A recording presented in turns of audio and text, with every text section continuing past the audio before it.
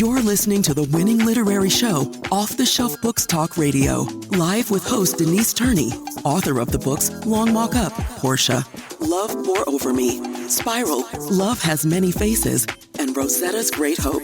Turn up your dial and get ready for a blast of feature author interviews, 411 on book festivals, writing conferences, and so much more. Ready? Let's go.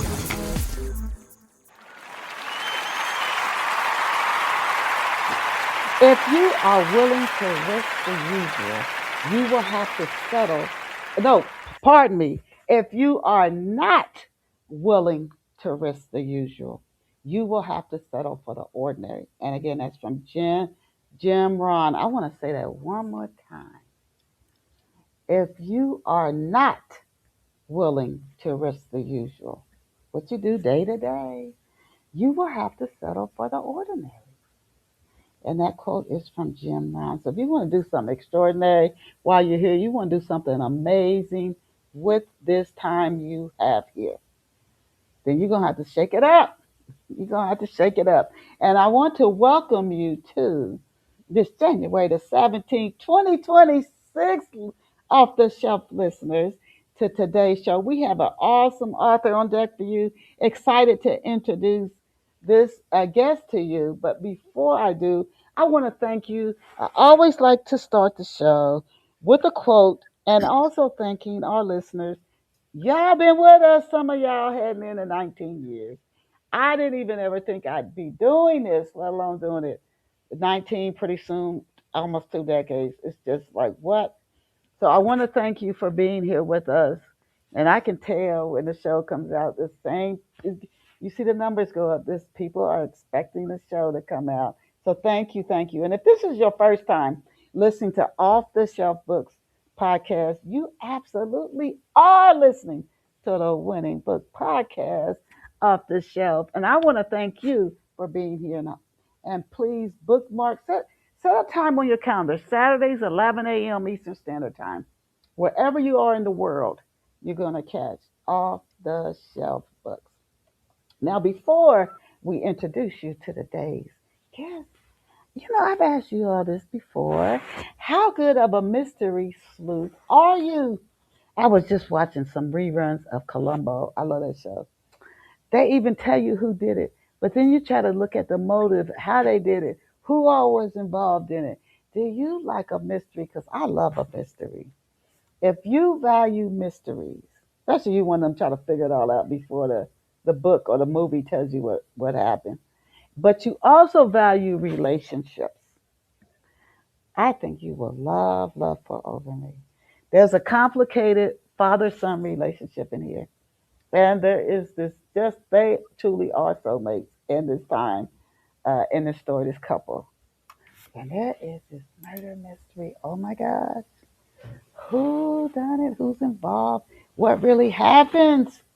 So I encourage you, if you love mystery and you value relationships, to get a copy of Love for Over Me by yours truly, Denise Turney, ebook, paperback, you can audiobook, and let me know how you enjoyed the story. And you can read free excerpts at the website www.chistel.com. And now, let us go and meet our very special Off the Shelf Books guest. And today's guest is Nikki Holmes. And Nikki is an award-winning novelist. Prior to embarking on the novel writing journey, Nikki worked for 25 years as a teacher and as an archaeologist, teaching ancient history and humanities at Stockton University in New Jersey and the University of South Florida. Before those early careers, Nikki served as a nun for 20 years. And as if that's not enough, Nikki also worked as an artist and antique dealer and attended the University of Texas. Nikki Holmes has a Bachelor of Arts in Classical Studies and also earned a doctorate in Classical and Near Eastern Archaeology from Bryn Mawr College. And, wow, Nikki's busy. Nikki has published 10 novels, including the Lord Hani Mysteries, set in the Egypt, I'm probably going to pronounce it, incorrectly, Akhenaten, Akhenaten, and You the got it. Empire at Twilight series, featuring life in the Hittite Empire in the 13th century BCE. Additionally, Nikki is a wife and mother who makes home Tampa, Florida, and France. I encourage you to visit Nikki online at www.nlhomes.com, and I'm going to spell that. N is in Nancy, L is in love, H is in home, O is in Oscar, L is in love, M is in mother, E is in echo, and S is in Sam.com. NLHOLMES.com. NLHomes.com. Welcome to Off the Shelf, Nikki. Thank you for having me, Denise. It's good to be Oh, here. oh my God, you are one busy somebody. Doing researching your for your show, and I'm like, wow, she done a lot of things, and I think that is just phenomenal. The first few questions I'm gonna ask you, I ask every guest, because our listeners let me know early on they like to know a little bit of background on the guests before we start talking about their books. So to kick off today's show, Nikki, can you please tell off the shelf listeners where you grew up and what life was like for you growing up? Well, I grew up in Texas, in Fort Worth, Texas, and I had the good fortune to be born into a family that loved books. And my aunt was the book editor of the local paper, and my father had written short stories for Boys' Life and things like that. So we had books all over the place, and we actually read to one another out loud as entertainment. My cousin Hmm. and I both were interested in writing, so we would sit down on a rainy afternoon and write novels, sometimes even finish them. Ah, So it was not, it was not a stretch to think of writing as a possible career, although that wasn't where I was aiming as a kid. I was more into the archaeology part. But it was a life of imagination. I mean, our neighborhood group of kids used our imagination to create games that were really living out stories, and we would develop characters and everything. So I mean, it was, in retrospect, it was kind of a good preparation for a writing career. were you an only child? I always ask, I guess this. Was it just you and your parents, or? It was just me, and then my cousin lived next door, and she was an only child as well. So we were sort of like sisters under different roofs. Okay, now when you kind of hinted to this a little bit when you were answering the first question, but when you were a little girl, what did you want to be when you grew up? From a very early age, I wanted to be an archaeologist. I think I went through a spell where I wanted to study birds, uh, and then be a geologist, but I settled on archaeology. And I think that was because of all the sword and sandal movies that were popular back in those days. Things like Land of the Pharaohs and stuff Ah, like that. It grabbed me through the visuals, the costumes, and the settings and everything. So I, interesting. Now, I will tell you, was the many authors and guests we've had on, very few went on to do what they dreamed of when they were a kid. Very, very few. Now, so which came first for you? And I think I know the answer. Working as an archaeologist or as a teacher? well, they were both sort of simultaneous because it's pretty rare to be able to excavate for a living. Mostly you have to teach, and then in the summers between semesters you dig, and so that's what I did. But that was like a third or fourth career anyway. I Oh, got so off wait, track. so Yeah, if you're an archaeologist, they get paid, right? Who? they get paid through the university for which they teach. Oh, okay. There are other kinds of archaeological jobs, like you can work for the state and dig sites that are maybe threatened by a road or something like that. A lot of my friends, my colleagues, did that. But if you Interesting. teach, ancient the ancient world and the Bronze Age, you're pretty much reduced to teaching for a living. Okay. Very interesting. Now, can you tell us about one to two of your most memorable archaeology expeditions? Well, I worked in Crete on at the site of Komos, which was a port, a Minoan port dating from the Bronze Age.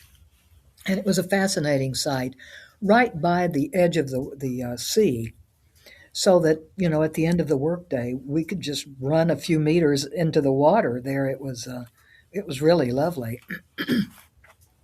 and it was a cute little village where we stayed, and the people were so nice, and the workmen who were there with us, and the team was made up of people primarily from the University of Toronto, but they had work people come in, specialists in various fields from all over the world, so it was very international, and I just loved every minute of it.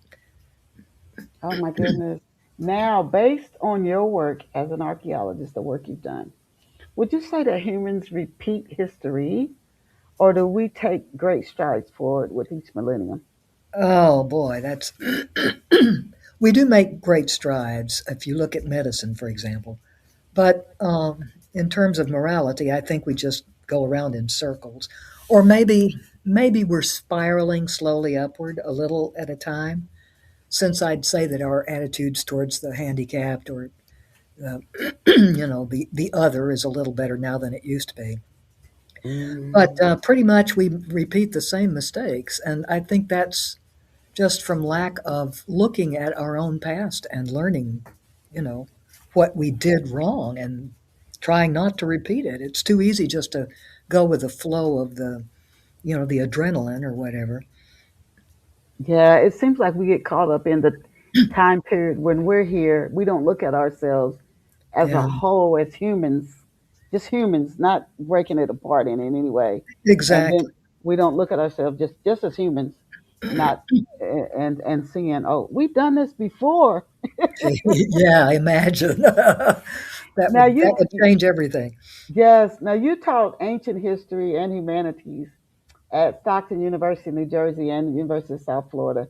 What what attracts you? And I think it's very important, and even based on what we just said, if you just stay living in the period you're in, and you're in your family, your village, your community, you can miss a lot. But when you start to look at us as a whole, that's when we can really learn and take better strides forward. But what attracts you? A lot of people aren't attracted to the past. They I are know. not. What attracts you to history? I think most people have had bad history teachers who made it boring, and therefore they're not Ah, they're not interested. Because I find history like People magazine. It's human beings in a colorful, exotic setting, and but they're just trying to function the way we do today. I mean, they're trying to make the best decisions. They're trying to protect their families, and I think it becomes much more relatable if you concentrate on the human element of history and don't just make it dates and battles and stuff. So I was always more interested in teaching social history or culture history rather than just, you know, this treaty was signed in this year and what mm-hmm, to make it human, to put a human face on it, because that's what makes it interesting to people and mm-hmm, makes it relatable. I mean, you could look at characters 2,000, 3,000 years ago, and they're dressed very differently. They have a different religion, a different worldview. But the truth is, they're exactly the same animal as we are. And, mm-hmm. they can only react to their world with the same set of emotions that we do. So I find them very easy to relate to, and I want to communicate that to people. Okay. Now, how has your work as a teacher and an archaeologist, as we start to talk about your books, how has your work as a teacher and an archaeologist influenced your writing? Well, for one thing, teaching and excavating gave me a huge pool of ideas. I mean, the first of my books was sparked by a project I assigned to my students in class. It was a class on ancient Near Eastern empires, and we had a few little documents that showed up about a certain royal divorce in the 14th century BC. And so I laid those out for the kids and said, this is what we know, reconstruct what happened. And of course, there was so little you could say without going off into your imagination that I thought to myself, when I retire, I want to write a novel about this. Wow. So that Interesting. that was an obvious assistance, and I think excavating, being an archaeologist rather than a historian, strictly speaking, made me more interested or more attuned to the physical aspects, the material aspects of life, like the things people used and what they ate and how they dressed and, the furniture and things like this. So that probably colored my style or my interests as a writer.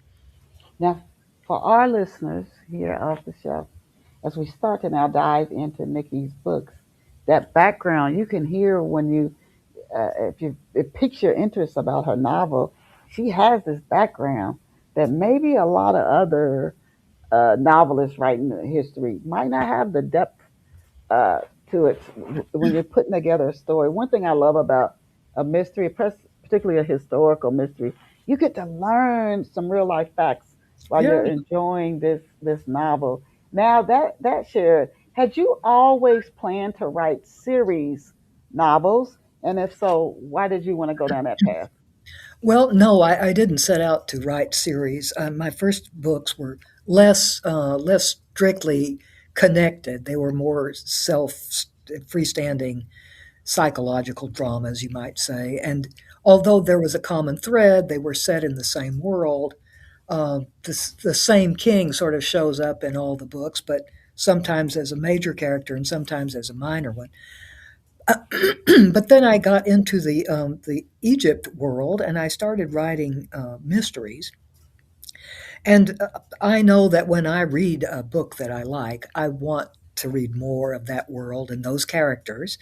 So I thought, well, I've just used one episode from this real life character's life. I at least have six more that I can write from it, various adventures that he actually played out in life.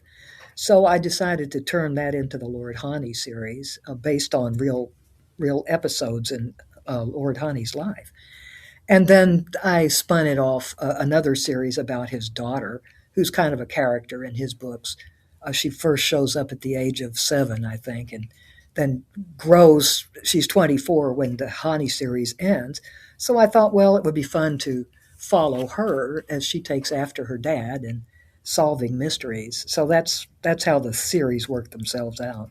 Okay, now speaking of the Honey Daughter Mysteries, can you please give off the shelf listeners an overview of the Melody of Evil from the Honey's Daughters Mysteries? The Melody of Evil describes the profession of musician. Each of these books deals with a certain profession. So Neferet, the daughter of Hani, is married to a very rich man, and he's going to have a party for his oldest daughter, who has been raised to a high level of the priesthood. So Neferet gets involved in the party planning and hires a group of musicians, a family of musicians, for the party. But she finds that one of their number has just been murdered. So it's kind of in her DNA, you might say, to want to resolve puzzles like this, find out who did this terrible deed and bring him to justice.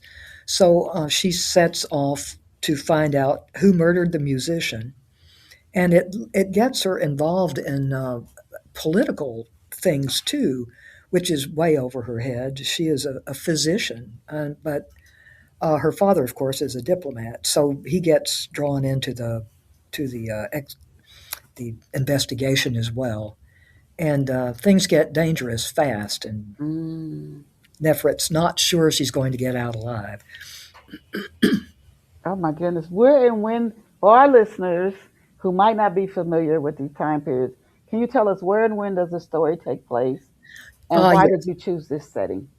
Well, the Hani series takes place across the reign of Akhenaten, the heretic pharaoh who sort of overturned all of Egypt's religion and social customs and everything. A very tumultuous period, which seemed like an exciting time to set these books. And so that series ends as Tutankhamun comes to the throne. So the Neferet series begins in the first year of Tutankhamun's reign and goes sort of proceeding slowly through his short reign. So that would be like the mid, or maybe the 1330s BC. Okay. Wow. You've got the history and the just the knowledge of your other background work you've done to pull that off. I mean, these stories are sounding so interesting to me. Now, is the story based fully or in part on real life events? The Hani series was based pretty much on real life events from the so Mm. called Amarna letters. Uh, Lord Hani was a diplomat whose name recurred frequently in this diplomatic correspondence that we had found. And um, there are five or six different mentions of him going here and there. And, he's obviously a very trusted diplomat. So that was the basis of his series. But the Nefret series are more fictionalized. She's just a private person, so these murders that she encounters are fictional. They're plausible, I hope. Set, of course, in ancient Egypt. I'm not sure I actually said that, but they're set in Thebes, in the city of Waset, in Egypt. And as I said, each book deals with a particular profession. So the first one, I forget what it was. One of them has to do with weaving. One of them has to do with chariot making. This one is about musicians. Okay. Can you introduce our listeners to Nefert? What's her personality like? She Her family background. What drives her? she is the youngest of five children. She's very self assured and uppity, sort of an uppity girl. She's 24, 25 in these novels. And although she's not, I mean, everything about her life is plausible in ancient Egypt. It's a little countercultural. For example, she's a lesbian, but they of course wouldn't have called it that in those days.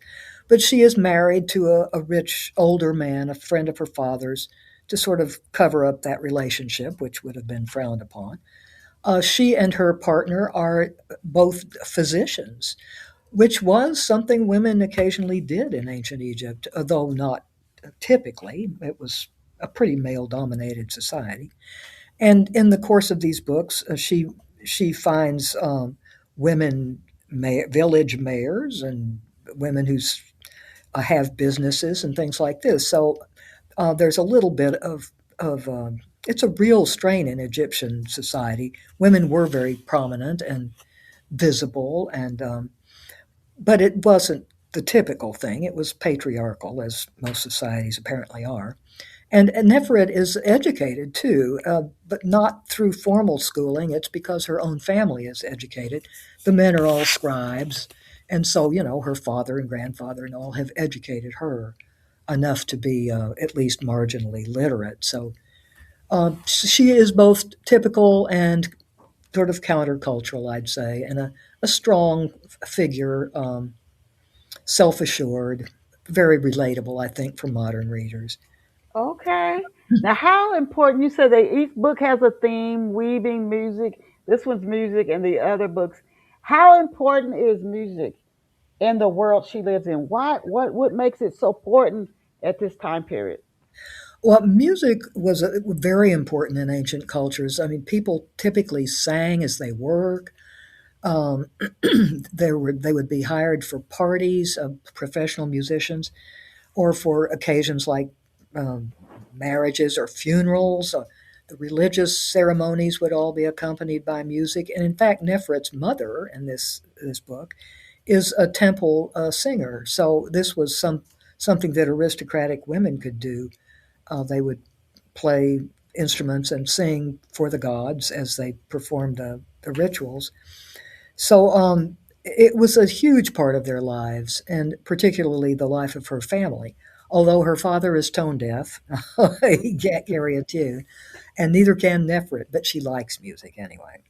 Okay. Describe the band Underworld. What's this network or this place like, and how does it impact Nefret? Well, of course, underworld can mean two different things when you're talking about the Egyptians. It can mean the afterlife, excuse me, where the soul goes after death and is judged. The heart is weighed in a scale, and if it fails to pass the test, it's devoured by a monster and is destroyed forever. And if it passes the test, it goes to a beautiful heavenly place and lives the good life there for the rest of time. But it also, in the context of this book, means sort of the criminal underworld where crime boss might control various types of low life activities like gambling or extortion and things like that.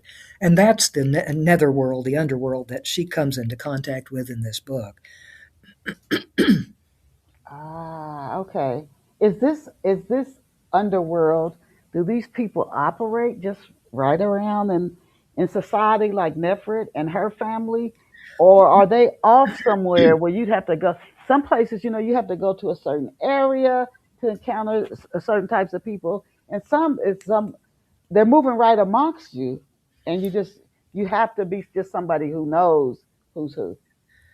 Well, of course, we don't actually know in reality, historically speaking, but as I have imagined it, both of the things you've said are true. I mean, there are people who appear to be decent, hardworking people who have a finger in the criminal pie, but also there is kind of a, a twilight zone that good people would probably never cross paths with of criminals who do violence by night and what have you, drown people in the river and things like that. So um, she comes upon them unexpectedly, thinking she's in with decent people, and it Mm. turns out, she gets drawn into this sort of shadow world. Oh.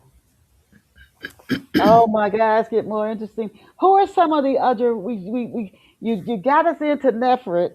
Who are some of the other major and minor characters who move the story forward?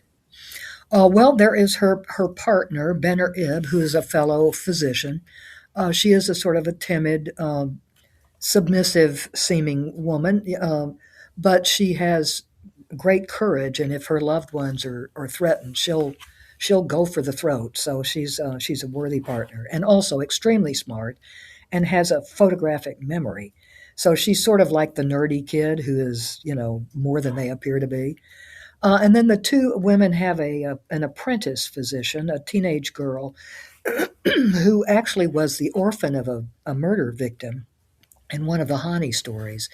She's 13 at the beginning of the series, and she's 14 in the present books. But she's kind of a sullen teenager who doesn't want to do what she's told and thinks she knows better.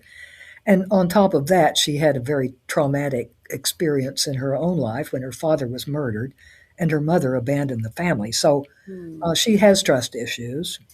And Nefret's patience is strained in dealing with her sometimes, but she's also very bright. And because her own father was murdered and no one ever found out who did it, she is very keen to pursue these mystery cases and is full of ideas and, gung ho about going after people. Then there's Hani, of course, the diplomat father, and his father, who's in his 70s and is good humored and sort of funny and likes to go with the young women to interview people. He thinks he can, especially with older people, he can create a bond immediately and get them to talk, which is true. So he gets sucked into some of these adventures too. And then in the case of the musicians, there's a family of musicians, which includes an old man who's a harper, an old blind man who plays the harp, and his daughter, whose husband has just been killed.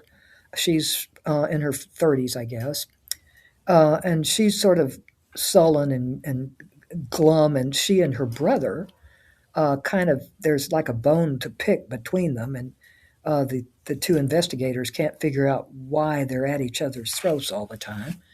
And then there are two young girls, teenage girls, who are temple dancers, and that's actually how Nefret finds out about the family to hire them for the party.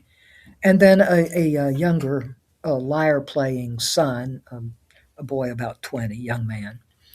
who seems to know something and is almost afraid to tell them anything. So it's kind of a creepy situation in this family. The investigators feel like they know more than they're saying, and there are mysterious tensions that they don't understand and kind of have to get into that. Oh, it sounds so good. So take us. So we just talked about the melody of evil. That's what we were focusing on. Can you tell us in order with this Hani daughter series? What's the first book, second, third, etc.? And is the melody of evil the final book in the series? And it's not the final book. In fact, there's another one out now as of last fall, which is called the A Taste of Evil, and Oh, that's tell us about a taste of evil. okay. That's about cooks and kitchen staff. So Nefret's childhood family cook, her husband has just died, and she thinks he was poisoned. So Nefret, of course, wants to help her beloved family cook find out what happened to the deceased husband. And it turns out that he was a cook for the vizier and like the prime minister of the country, a very important post. And before that, he actually cooked for Nefret's husband when he was assigned overseas as a diplomat. So there are a lot of family ties to this case, and and she feels sort of personally bound to solve this because it has to do with someone dear to her own family. And so as they start investigating, they find all sorts of interpersonal relationships that could have been fatal to this man. He seems to have been involved with quite a few things, which I shall not describe here, but things both personal and political. And then there's the possibility that Cook herself killed her husband. Mm. So Nefret has to come to the bottom of this, and she's sort of torn. What if it's Cook? She doesn't want her to be punished, doesn't want her to be guilty. So you kind of get an emotional connection here that is costly to her as she investigates. Have so Nefert's been she's been on several different cases where she's trying to figure out who murdered somebody. How has working on these cases? First of all, you said she was young, 24. We know she was in Melody of Evil. How old is she when A Taste of Evil kicks off? And how has working on these cases seen? You see it even with some people in law enforcement. You get jaded. How has working these cases impacted her? How has it changed her personality, the way she interacts with other people as she keeps taking on, trying to resolve who these murders? Well, I think it has helped to mature her a lot because she's a very sort of impulsive, no holds barred, tends to say whatever she's thinking, and she has matured over the course of this series a little bit. Not so much as to be unrecognizable, but I think she is learning to kind of you know hold her tongue when she needs to and not tell everything up front to everybody, which is probably not a bad thing anyway. She was some readers find her rather immature, and I'd say she was. She was the spoiled youngest child, her father's favorite, and all of that. So they pretty much let her get away with anything. Mm. So she's growing up before our eyes during these stories, and becoming more thoughtful. I think thoughtful of others, and also learning to think things through before jumping into them a little bit. Is she becoming better, sharper of an investigator, detective? Is she actually getting better? She I can pick think up the so. small cues easier. Yeah, I think so. And I mean, I guess that's inevitable with experience. And she's maybe listening more to her partner, Benarib, who's extremely perceptive. She picks up on things immediately and remembers them, whereas Nefret's sort of scattershot. Her Mm. mind's firing on all cylinders all the time. So I think she's learning to appreciate what Benarib brings to the investigation, and she's becoming more patient with her apprentice too. And actually, Mutui, the apprentice, does bring some pretty interesting insights. So, listening to her is not a bad thing. And so I think the three of them working together more as equals now is probably making their cases run more smoothly. I love that you put a woman in this time period too. Now, is how is do other people know that Nefert and her team are solving these crimes? Because somebody's bound to want to silence her, right? Yeah. How are people handling this? A woman doing this at a time. This was how is her community taking this? Well, I think people's first reaction is to, just sort of poo poo them. The fact that young women go investigating is they probably don't take them seriously.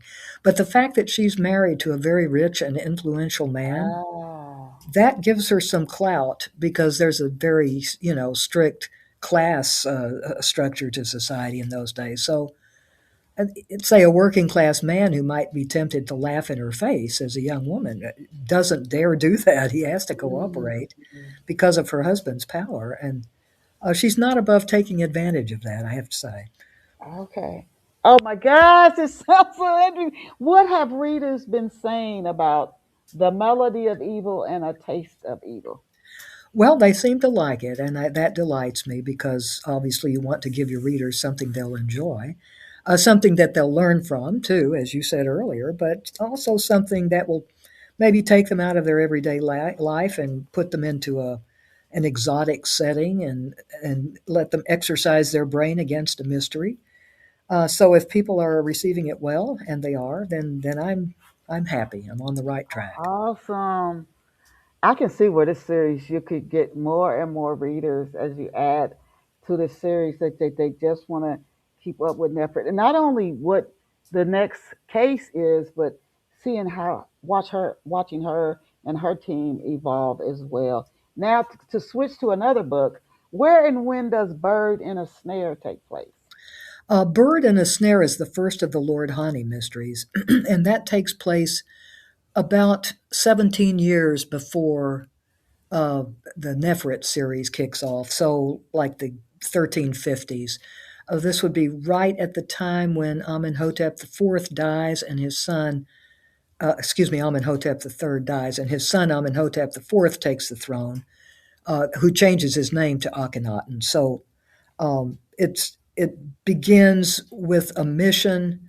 Hani has to go up to the northern colonies, part of the area that's now Syria and Palestine and Israel, that part of the world, on a mission for the king.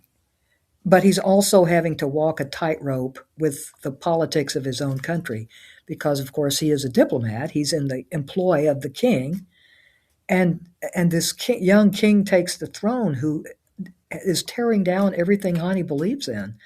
So, as much as there is a murder mystery and a political intrigue, there's also this war of his own conscience. What do you do when you're sworn to serve a person whom you disagree with completely, whom you believe is a bad ruler? So, um, he's constantly having to deal with that on top of everything else. Oh my gosh. Where do you come up with these ideas? For your, what did you? I know the one you novel you gave your students like a work to project to do, and that's where that idea came from to start to write a novel. But each of these books, where does the ideal for these different book series come from? Well, the political intrigue is based on one of the real life adventures of Lord Hani, who was a real person, and they've been preserved in a political or a diplomatic correspondence called the Amarna Letters that was discovered in Egypt, I think, in the late 19th century. So um, this is based on several little mentions of Lord Hani and people that he was involved with and missions he was sent on. So I put them together and formed one longer story out of it, and tried to imagine what his personality would have been as a man who was sent on all these missions and was so trusted by several kings, a number of kings. And then I worked a personal mystery for him to solve in there, and then some kind of family drama of his own family. So there's three parts to all of these mysteries: uh, the political, the murder, and then the family drama. Now, how many books are in the series, and can you just give us a real brief overview? We just got Bird in the Snare, but of each book in the series, including definitely the latest, each Um, book in the series, just a short snippet on it. Well, there are six books in that series, and then that series is closed. Or actually, right now I'm writing a prequel to it because I had one last little adventure from the Amarna letters to use. But the second volume is called "The Crocodile Makes No Sound," um, and then the third one is oh gee, I can't remember all the names. The Scepter of Flint, Okay. which has to do with tomb robbing. The fourth one is The North Wind Descends, and that Hani goes up to the north, the vassal states in the north, to see about a murder and finds a corrupt official. And the descent of the North Wind has to do with vengeance, so that's that title. And then the is that the last one? The last one is called oh gee, the pilot who knows the waters. Ah, That's the one that kind of brings everything to. There's a Lake of Flowers is the fifth one, and then the sixth one is Pilot Who Knows the Waters. And okay. in that one, Hani goes to the Hittite Empire to bring back um, a prince to marry uh, the widowed queen of Egypt, which is a real story, but nobody's sure exactly whose reign it took place in. Usually you hear that it's Tutankhamun's widow, but I and certain other scholars believe it happened earlier. So that closes out the series then, and and then Hani, you know, helps his daughter solve her mysteries from then on. Oh my God, I don't know why I'm just fascinated, and that you actually, with your background, is just even more. You didn't just read another book to write this. You're teaching your archaeology that you've done. So, please describe Hani.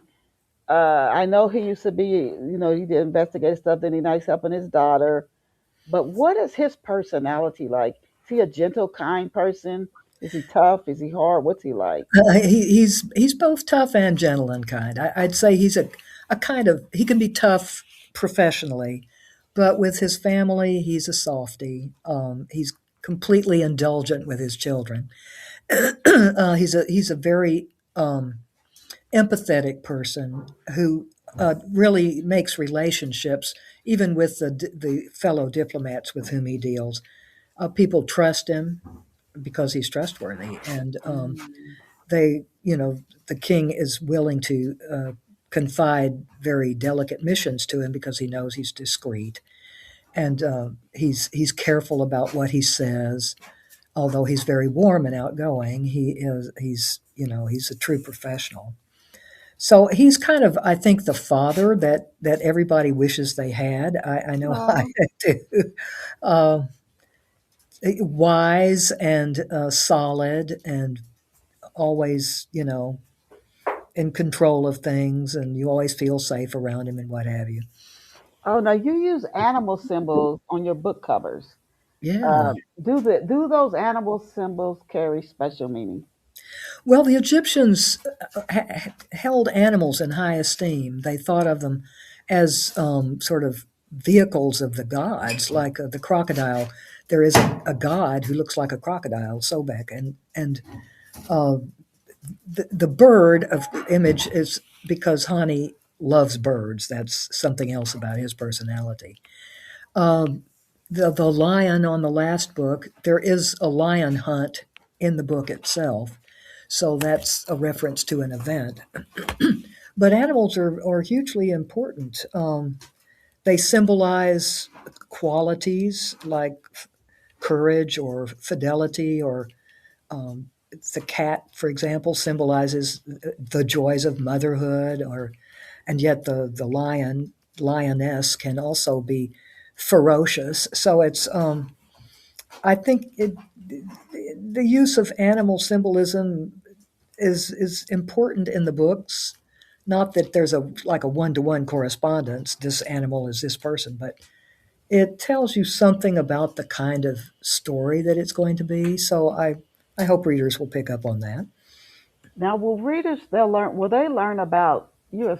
I'm just really kind of blown away by just your history, just listening to you. Will readers learn about Middle Eastern histories while they're reading it? I know you said some of it is based on factual, like the ladders that were found, but some of it is I don't want to say fabricated, but more fictional. Will Yeah, readers learn about the Middle Eastern histories while they're reading your novels? I think so, and hopefully in a fun way, and not not a boring way. The Hittite series, the Empire at Twilight, is based more completely on historical events and figures. So certainly there they'll get a good insight to what was happening in the end, towards the end of the Hittite Empire. But even in the Hani books. A lot of things are going on, and it's not just like events, a war or a treaty or something, but the whole social upheaval that came with the so-called monotheist revolution of Akhenaten was, it makes you think how disruptive that must have been for people who were living in those days, especially people who were involved in the government, like Hani, who couldn't just sort of go under the radar like your average person, but had to kind of talk the way the new people talked, and wasn't supposed to carry out his old religion publicly. And I mean, it was really tumultuous and must have been traumatizing for families like his, especially with people who had priests in their families like Hani did. So I think that should help people to understand the background of these times as much as just events, to see kind of the human cost. For example, in one of the Hittite books, it's about a singer who was a refugee. Her city was overtaken by the Assyrians, and people were slaughtered, and they were marched away as slaves. And she escapes to the west and takes up a new life there. But it was, you can imagine the kind of trauma that these people must have endured, just like Mm-hmm. modern refugees. Mm-hmm. So that's kind of what I want people to take away from the history in these books, is the human side of it. Mm. Now, to understand the stories, those who might be just being introduced to the awesome Nikki Holmes author, and they want to read your books, but may if they want to start in the middle or the most current, but to truly understand the stories, would you say that it's important that people read each book in the same in the order that it was released in the series? I think that's true of the Lord Hani Mysteries, but Okay. only that, because there is a kind of a historical arc across those six books. Now, some people have read them out of order, and I often read books that way, and it can be done because each one is sort of self contained. But the Hittite series and the Nephrit series, I think you can read those in any order, truthfully. Okay. There is a certain amount of, just certain amount of building, but each one is really pretty much self-contained. I kind of re-give the reader enough background, I believe, for them to understand, the setting and it, the characters and everything. Okay. I have to ask you this. Who are some of your favorite authors and how has their work impacted you as a writer? Oh wow, I've got so many. Maggie O'Farrell is an Irish writer of police novels, and I was just blown away when I started reading her books. They're police procedurals set in modern Dublin, but they're just so beautifully written, so lyrical. I mean, the Irish have a reputation for that, and she really lives up to it. Mm. And I I love writers like Barbara Pym, who was a British writer in the 50s, who writes sweet stories about village life and unmarried little ladies having tea and things like this. And but they're so perceptive and so human. And there's such wisdom hidden in these quiet stories. I really love her books.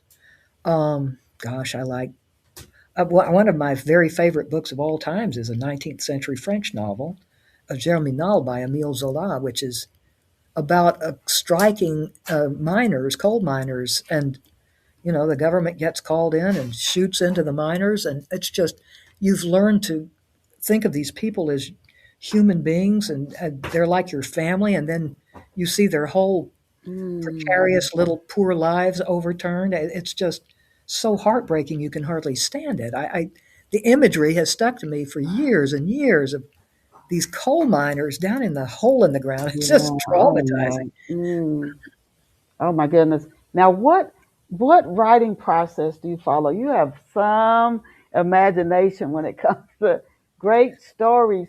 How do you though take those ideals as we start to wrap up? How do you take those ideals in your head and put them into paper and develop it into a novel that's ready for other people to begin to read and enjoy? Well, I don't plan in advance, I have to admit. There are two kinds of writers, those who plan and those who don't.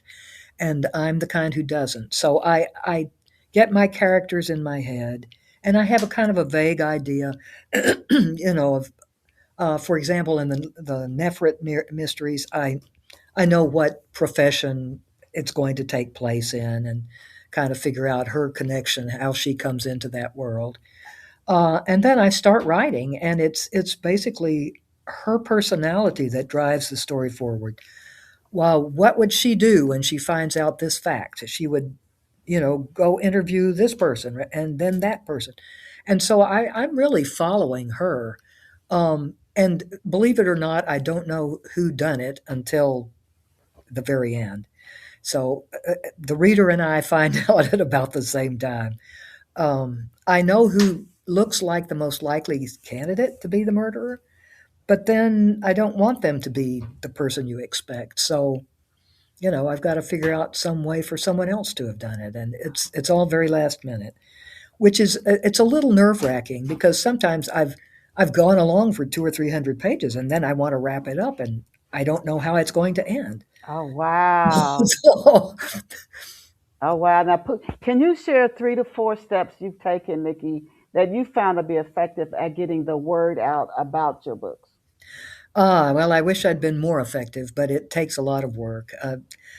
You have to advertise. That's the bottom line. My father was in the advertising business, and I know that well, but it's a different career completely than just writing. So I don't find it congenial. There are publicity companies that will do book tours for you, put your book out in front of, um, what's the word I want? Podcasters and Hmm. bloggers and things like this, and will present it to readers, book clubs, and things like that to get you reviews. And so, you have to go through that. You have to put ads up on BookBub and on Amazon and here and there, and getting interviews on radio and podcasts is also an excellent way to encounter readers. Um, there are a lot of little things like that, but none of it is like going to guarantee you a huge audience. You just have to nibble away at the edges.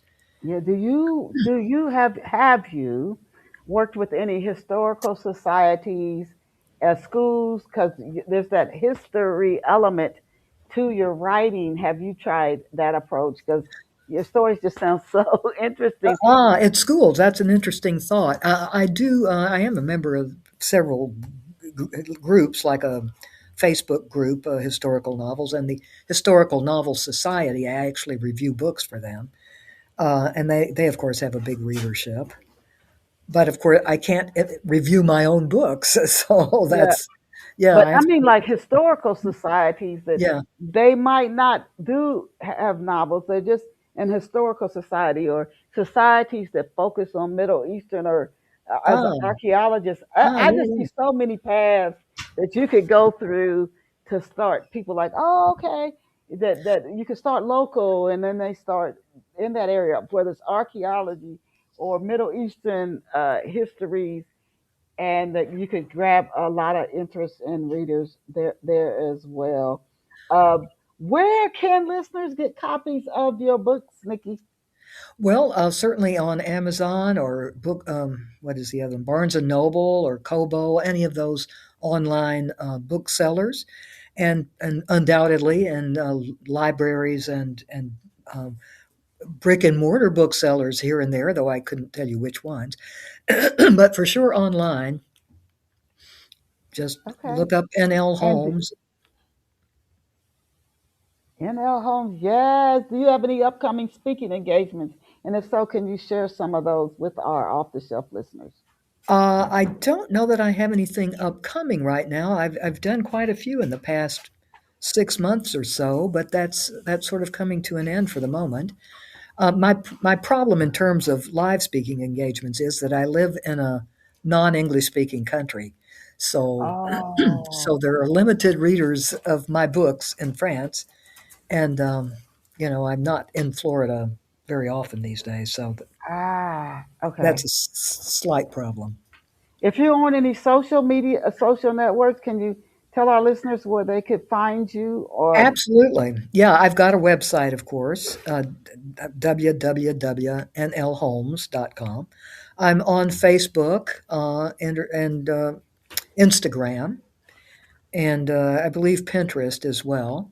So that would be NL Holmes Books, my hashtag on those things. okay, we have, oh my goodness, I've so enjoyed you.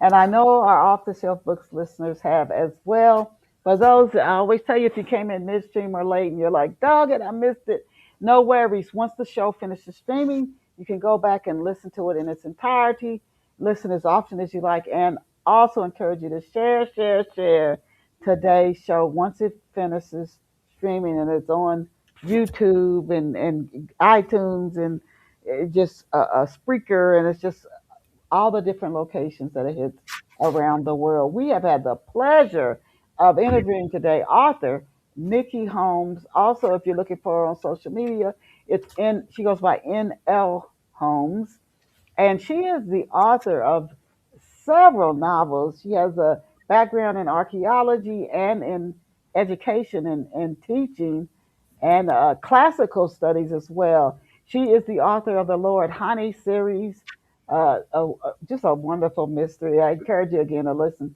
to today's show in entirety. I just loved hearing about those locations and those time periods. And this one series is set in Egypt of Akhenaten, which I'm probably saying wrong, and the Empire at Twilight series also, which is the featuring life in the Hittite Empire in the 13th century. She makes her home now mainly France, but also as a home in Florida. And I encourage you to visit NL Homes online at, again, www.nlhomes.com. And that's spelled N as in Nancy, L as in love, H as in home, O as in Oscar, L as in love, M as in mother, E as in echo, and S as in Sam. Again, nlhomes.com. I think you will love visiting her website where you can learn more about the books we discussed, and even other of her books, and hopefully you will support her by purchasing a copy of one of her books and start to treat yourself to enjoying one of her book series. Thank you so much, Nikki, for being here with us on Off Enjoyed the it. Shelf. I truly enjoyed you. And to our listeners, thank you. Again, once the show finishes streaming, you can listen to it in its entirety and share it. And as I always tell you, you are truly amazing. You are incredible. Go out and create a phenomenal day for yourself. Nikki, I'll shoot you an email when the show finishes streaming. To Nikki and our listeners, thank you so much. Bye for now. Thanks so much. Bye bye.